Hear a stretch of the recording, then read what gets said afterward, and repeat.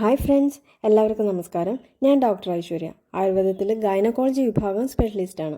നമ്മുടെ ക്ലിനിക്കിലൊക്കെ സ്ത്രീകളിൽ വളരെ സാധാരണമായി കണ്ടുവരുന്ന ഒരു രോഗാവസ്ഥയാണ് യൂട്രൈൻ പ്രൊലാപ്സ് അല്ലെങ്കിൽ ഗർഭപാത്രം താഴേക്ക് ഇറങ്ങി വരുന്ന അവസ്ഥ. പലരിലും ഗർഭപാത്രത്തോടൊപ്പം മൂത്രസഞ്ചിയും അതുപോലെ യോനി ഭാഗവും കൂടെ പുറത്തേക്ക് വരുന്ന അവസ്ഥയായിട്ടാണ് കാണപ്പെടുന്നത്. അപ്പോൾ എന്തൊക്കെയാണ് ഈ രോഗത്തിൻ്റെ കാരണങ്ങൾ, അതുപോലെ എന്തൊക്കെ രോഗലക്ഷണങ്ങൾ കാണാൻ പറ്റും? ആയുർവേദത്തിൽ ഇതിന് ചികിത്സയുണ്ടോ? എപ്പോഴാണ് നമ്മളൊരു സർജിക്കൽ മാനേജ്മെൻറ്റിലേക്ക് പോകേണ്ടത്? ഈ കാര്യങ്ങളൊക്കെ നമുക്കൊന്ന് നോക്കിയാലോ. എല്ലാ പ്രായക്കാരിലും ഈ ഒരവസ്ഥ കണ്ടുവരാറുണ്ട്. എങ്കിൽ കൂടി ഏകദേശം 50 മുതൽ 80 വയസ്സ് വരെയുള്ള സ്ത്രീകളെ എടുത്തു നോക്കിയാൽ അതിൽ 50% പേർക്കും ഈ അവസ്ഥ കാണപ്പെടുന്നുവെന്നാണ് സ്റ്റഡീസ് പറയുന്നത്. ഗർഭപാത്രത്തെയും മൂത്രസഞ്ചിയെയും അതാത് സ്ഥാനത്ത് പിടിച്ചു നിർത്തിയിരിക്കുന്ന മാംസപേശികൾക്ക് വരുന്ന ബലക്കുറവാണ് ഈ അവസ്ഥയുടെ പ്രധാന കാരണം. ഇത് പ്രത്യേകിച്ചും കൂടുതലായും മെനോപോസൽ ഏജിലുള്ള സ്ത്രീകളിൽ, അതായത് മാസമുറ നിന്നതിന് ശേഷം കാണപ്പെടുന്നത് ഈസ്ട്രജൻ ഹോർമോണിൻ്റെ അളവ് കുറയുന്നത് മൂലം മാംസപേശികൾക്കുണ്ടാവുന്ന ബലക്കുറവ് കൊണ്ടാണ്. ഈസ്ട്രജനാണ് യോനി ഭാഗത്ത് ബലവും അവിടേക്കുള്ള പ്രോപ്പർ ബ്ലഡ് സപ്ലൈയും എല്ലാം തരുന്നത്. എന്നാൽ വളരെ ചെറിയ പ്രായത്തിൽ തന്നെ ജനിതകമായ കാരണങ്ങൾ കൊണ്ടും ചെറിയൊരു ശതമാനം സ്ത്രീകളിൽ യങ് പ്രൊലാപ്സും കണ്ടുവരാറുണ്ട്. മറ്റൊന്ന്, ചിലരിൽ പ്രസവശേഷം സ്ട്രെച്ചിങ് വഴി ഉണ്ടാവുന്ന ടീയേഴ്സ് മൂലവും അല്ലെങ്കിൽ അടുപ്പിച്ചടുപ്പിച്ചുണ്ടാവുന്ന പ്രസവം വഴിയും, പിന്നെ അമിത വണ്ണമുള്ള സ്ത്രീകളിൽ അല്ലെങ്കിൽ കുഞ്ഞിന് ഭാര കൂടുതൽ ഉണ്ടാകുമ്പോഴെല്ലാം, അതുപോലെ കുഞ്ഞിൻ്റെ തല ഇറങ്ങി വരാനൊക്കെ ബുദ്ധിമുട്ടി കുറേ സമയമെടുത്തുള്ള പ്രസവങ്ങളിലും, ഇവിടെയെല്ലാം സ്ട്രെച്ചിങ് കാരണം മാംസപേശികൾ അയഞ്ഞ് ഈ അവസ്ഥ വരാം. എന്തെല്ലാം ലക്ഷണങ്ങൾ കാണാം?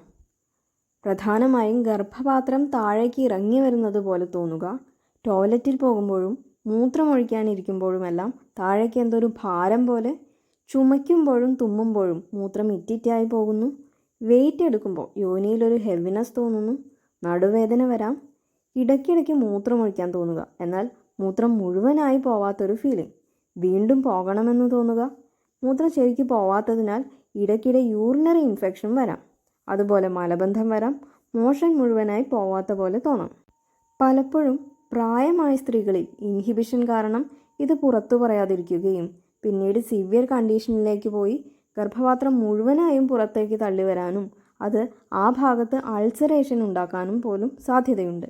ഇവരിൽ ചിലപ്പോൾ irregular bleeding, blood stain vaginal discharge എന്നീ ലക്ഷണങ്ങളും കണ്ടേക്കാം.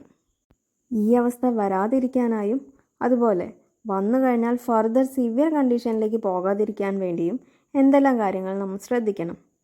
സ്ത്രീകൾ അമിതമായി ഭാരം ചുമക്കരുത്, മലബന്ധം വരാതെ സൂക്ഷിക്കുക, അതിനായി കൂടുതൽ ഫൈബറസ് ഫുഡ്സും വെള്ളവും അഡിക്വേറ്റായി കഴിക്കണം, പ്രസവശേഷം വേണ്ട വിധം റെസ്റ്റ് എടുക്കണം, കണ്ടിന്യൂസ് ആയി ചുമയുള്ളവർ എത്രയും വേഗം അതിനെ ട്രീറ്റ് ചെയ്യുക, അടിവയറിലേക്ക് അധികം പ്രഷർ വരുന്ന കാര്യങ്ങളെല്ലാം തന്നെ അവോയ്ഡ് ചെയ്യണം, അതുപോലെ പറ്റുമെങ്കിൽ ഒറ്റയുടുക്കുക.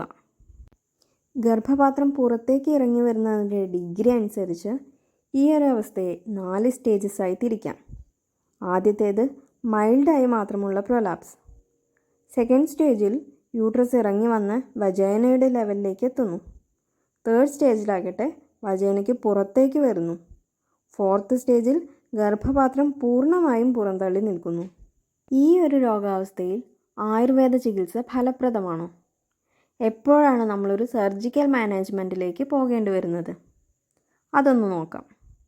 ആദ്യ 3 സ്റ്റേജുകളിലും കീഗിൾസ് എക്സസൈസും അതുപോലെ മറ്റ് ട്രീറ്റ്മെൻറ്റ്സും കൂടി ചെയ്ത് വളരെ എഫക്റ്റീവായിട്ട് ആയുർവേദത്തിൽ നമുക്ക് റിസൾട്ട് കിട്ടാറുണ്ട്.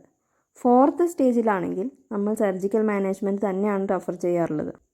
ഇനി എന്തൊക്കെയാണ് ആയുർവേദത്തിൽ ട്രീറ്റ്മെൻറ്റ്സ് ആയിട്ടുള്ളത്?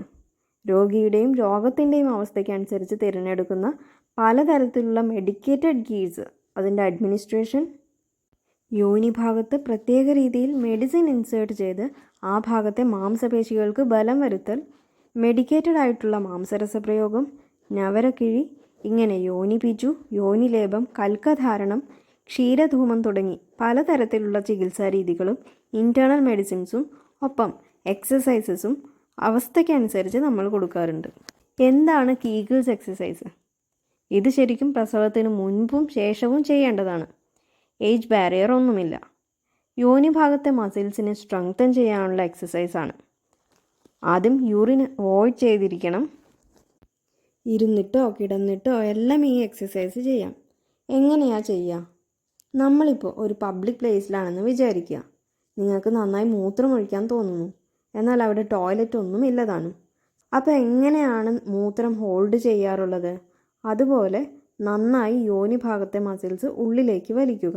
ഒരു 10 സെക്കൻഡ്സ് കഴിഞ്ഞ് റിലീസ് ചെയ്യുക. ഇതിങ്ങനെ ഒരു 5-10 തവണ ചെയ്യുക. ഡെയിലി 3 നേരവും ചെയ്യാം. ഈ കാര്യങ്ങളെല്ലാം തന്നെ ഫോളോ ചെയ്യുക. ഒരിക്കലും പുറത്ത് പറയാൻ മടിച്ച് വെച്ചിരിക്കേണ്ട ഒരു രോഗമല്ല ഇത്. ഇതിന് കൃത്യമായ ചികിത്സയുണ്ട്, പരിഹാരങ്ങളുണ്ട്. ചികിത്സിക്കാതിരുന്നാൽ ഇത് കൂടിക്കൂടി മുഴുവനായും ഗർഭപാത്രം പുറത്തു വന്ന് പിന്നീട് സർജിക്കൽ മാനേജ്മെൻറ്റിലേക്ക് തന്നെ പോകേണ്ടി വരും. So treat it at the earliest. So thanks for watching from Dr. Aishwarya.